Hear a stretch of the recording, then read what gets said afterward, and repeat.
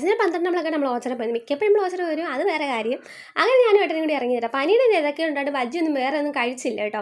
ഏട്ടൻ മേടിച്ച് തന്നില്ല, അടുത്തൊരു ദിവസത്തേക്ക് ആക്കിയിട്ട്. എന്തായാലും അടുത്ത മാസം 1-ാം തീയതി വരെ കാണും, അതുകൊണ്ട് പിന്നെ വേറെ ദിവസത്തേക്ക് ആക്കി. അങ്ങനെ ഞങ്ങൾ ഉള്ളി ബജ്ജി മാത്രമേ മേടിച്ചോളൂ കേട്ടോ.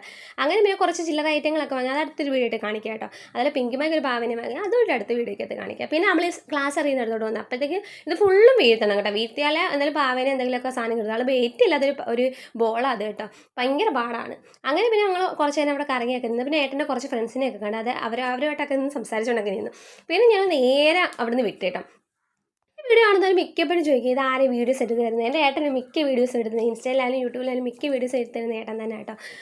എന്തൊരു കാര്യത്തിന് വിളിച്ചാലും ഞാൻ കൂടെ ഉണ്ടെന്ന് പറയുന്നത് എൻ്റെ ഏട്ടനുള്ള ഏറ്റവും വലിയ ഭാഗ്യമാണ്. ഇങ്ങനെ ഒരാളിനെ ലക്കല്ലേ നമുക്ക് കിട്ടാൻ. എന്താ പറഞ്ഞാൽ എന്തൊരു കാര്യത്തിന് നമ്മുടെ മുമ്പ് നമ്മുടെ കൂടെ സ്ട്രോങ് ആയിട്ടൊക്കെ ഇങ്ങനെ ഒരാളുടെ ഭാഗ്യമില്ലേ. അങ്ങനെ ഏട്ടനെ മിക്ക വീടുകളും എടുത്തിരുന്നു. അങ്ങനെ പിന്നെ നേരെ ഞങ്ങൾ നെയ്ച്ചോറൊക്കെ വാങ്ങി നേരെ വിട്ടു അടുത്ത വീട് കാണാൻ.